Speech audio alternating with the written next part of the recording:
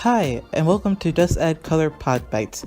I'm Monique Jones, and thanks for joining me on the first PodBites episode, in which I give you a little recap of pop culture in between my longer, more thoroughly written articles. So today we're talking about BTS, and the reason being is because they were recently on CBS on Stephen Colbert's late night talk show, and Stephen Colbert made the poignant observation about how BTS is similar to how the Beatles, when they came to America in the 1960s. When the Beatles came, there was Beatlemania, and ever since BTS has come about 2 years ago to American shores, it's been BTS mania. And so wisely, he pretended to be Ed Sullivan. He got in costume, basically, as Ed Sullivan, and presented BTS just like how Ed Sullivan presented the Beatles when they first came to the Ed Sullivan show. And so it was a really nice passing of the baton, in a way, to see BTS being treated with the same magnitude as the Beatles. And that's something that I don't think anybody would have been able to predict just 2 years ago, that an Asian music group would be treated this way in American pop culture, especially since the reason they're in the US again right now is because they are on tour. They're doing their latest tour with stops in America, including New York, and I believe Los Angeles. And so it's amazing that American pop culture has embraced them in this way. That got me to thinking about, I guess, my personal journey with BTS ever since I started covering them about 2 years ago when they first made their big debut here in America. Of course, there were already fans of BTS in America, but mainstream America wasn't hip to BTS until about 2 years ago. And it's been a journey of ups and downs for me. It's been a fun journey overall, but it's been an interesting time to see the group as they've, dealt with the American spotlight, as they've really been embraced, as I said, by the American media, and just how American fans have responded to them with such positivity. And, the group has spread positivity throughout their entire career.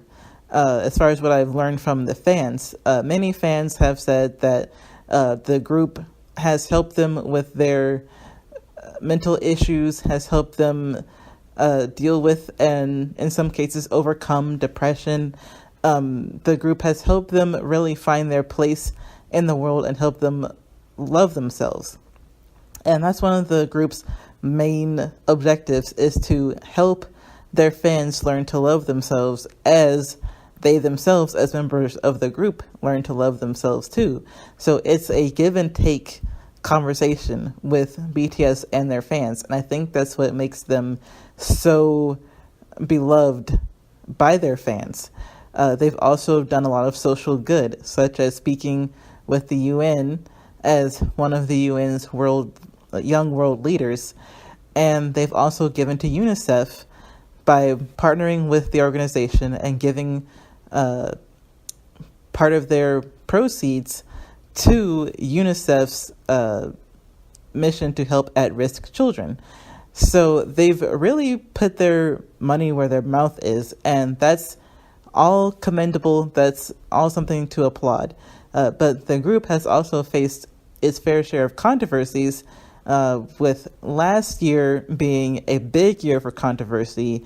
The group faced several scandals back to back regarding offensive imagery. Now, this was a very touchy subject. Many fans were left wondering what to think, what to do, what to accept, what not to accept. And as an outsider, I also was wondering, how is the group going to weather this storm? Was this going to be the end of BTS's reign in America? How are they going to come back from the scandals?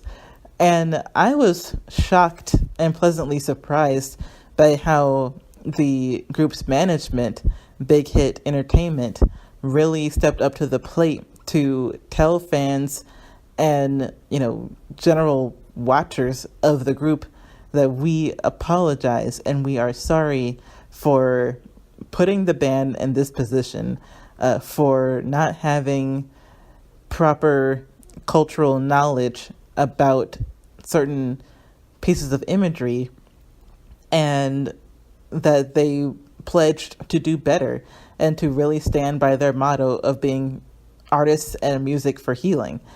And from the little I know about K-pop, it seems like getting that kind of apology like that is hard to come by. From what I have read about certain scandals, it seems like some K-pop groups or individuals, if they put out anything, it's a small "I'm sorry" that seems like it doesn't have any kind of weight behind it. So I wasn't expecting anything as big as what Big Hit did. They spoke with offended groups. They, of course, issued an apology, a very lengthy and thorough statement. They reiterated their intention and motto. They reiterated what they wanted to do with their company. And to me, it seems like they're really standing by that. Their apology for offending people, I think, is something I didn't expect. So it really made me think twice about the group and about Big Hit. It really made me see that they are serious about being a source of healing for their fans.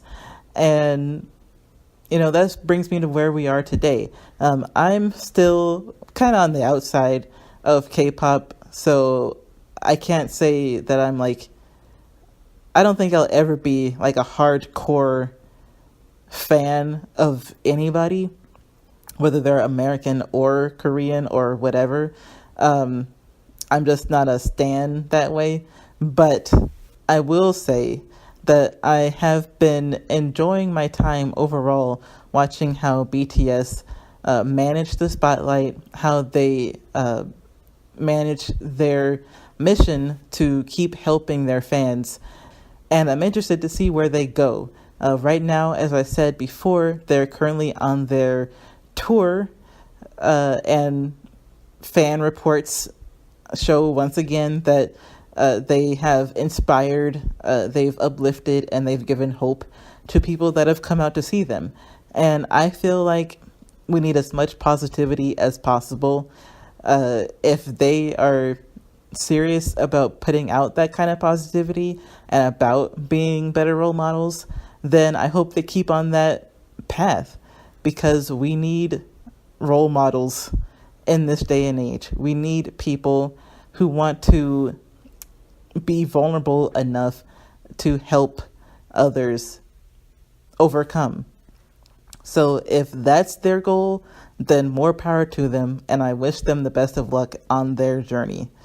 So with that said, what do you think about BTS? Give your opinion in the comment section below, and please follow me on my social media and at colorwebmag.com. Thanks, and I hope you join me again soon. Bye.